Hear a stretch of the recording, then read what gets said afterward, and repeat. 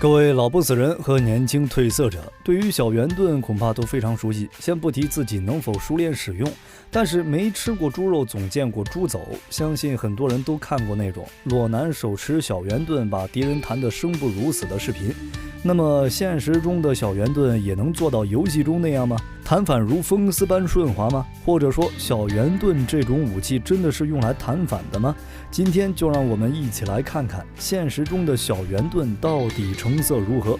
在大部分人的认知里，盾牌这玩意儿肯定是越大安全感越足。小盾这种看起来跟锅盖没太大区别的东西，突出一个平弱，肯定不如我大盾戳流来的安逸闲适。但是要知道，游戏毕竟是游戏，现实中有一个躲不开的问题，那就是盾牌实际上非常重。这该死的安全感和重量是成正比的，单以手持来使用盾牌，往往对于使用者来说是非常大的负担。游戏中战士动不动就拿着个比人还高的盾牌，是非常不符合现实情况的。除了维京人会以手持的方式使用较大且沉重的维京盾外，更常见的情况是将盾牌的重量以皮带分担到手臂上。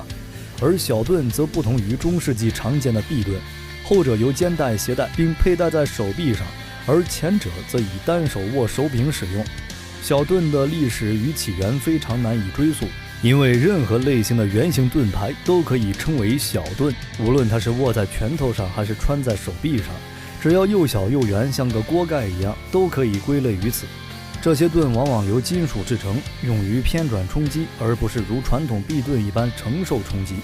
单手剑和小圆盾作为经典组合，很好地兼顾了防御与进攻。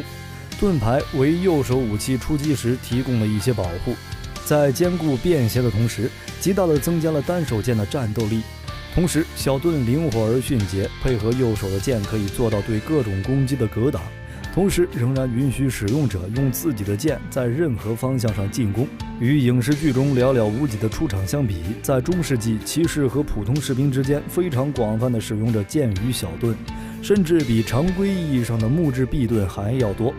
简单实用，与较大的盾牌相比，小盾不那么繁琐，更显灵活，并且更容易携带。其实一切归根结底突出了一个：快乐是建立在别人痛苦之上的。在真正需要以命相搏的时候，根本没空在意外观是否够霸气。这种情况下，人人都是性能厨，管它好看不好看，能凭借性能碾压就是好事。但是说到这里，我们还是有必要声明一个或许会让所有魂系玩家都非常失望的沉痛现实。抱歉，小盾其实不能弹反。说是不能弹反，实际上并不准确。利用盾牌与剑刃去偏开对方攻击的操作是存在的，但并不是像游戏中那样用极为夸张的大幅度动作架开对手攻击，还能造成一个非常巨大的硬直，顺便补上一发处决攻击的程度。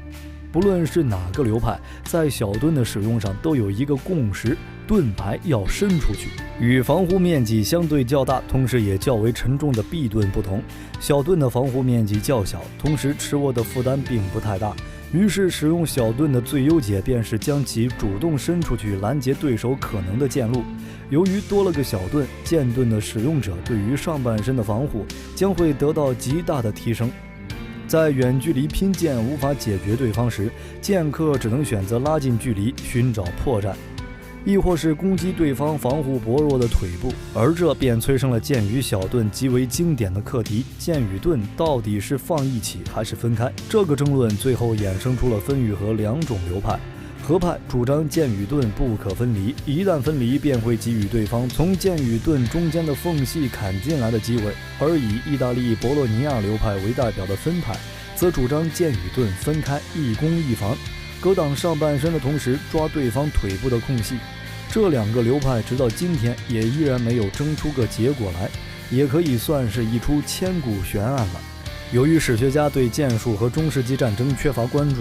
对剑和小盾的研究受到了一定程度的影响。一方面，剑与小盾无处不在，没有什么重要意义；另一方面，由于与16世纪迅捷剑与匕首的组合相比较，剑与小盾常常被认为是某种残忍或古板的东西。此外，尽管各种各样形状和尺寸的臂盾发展了出来，但是小盾则变得更加一致，因此学者和历史学家没有太多理由关注它们。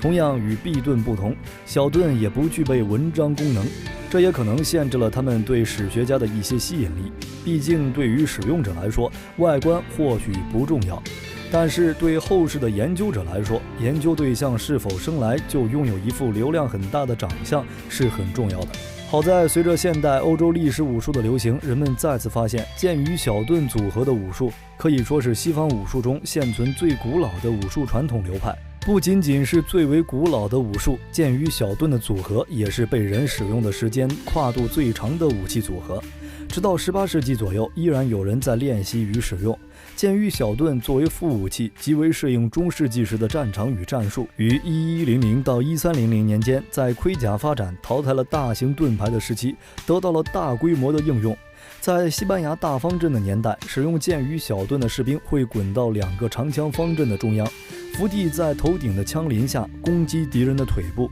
然而，随着战场环境的变化，刺刀的发明与步兵集团作战能力提升，小盾渐渐地退出了战场。而在市民决斗的领域，文艺复兴时期及之后兴起的迅捷剑以及以刺击为主的武艺，也使小盾不善于处理刺激的问题暴露了出来。其作为副手武器的地位也渐渐让给了更善于处理刺激的格挡匕首。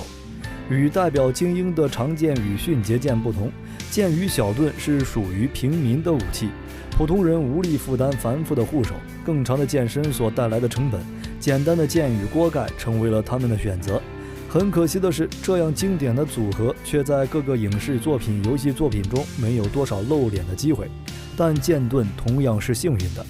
其不同流派所流传下来的教典，足以让现代人有机会去复原其武术。比起使用方法尸骨无存的维京剑盾与罗马剑盾来说，已经好了不少。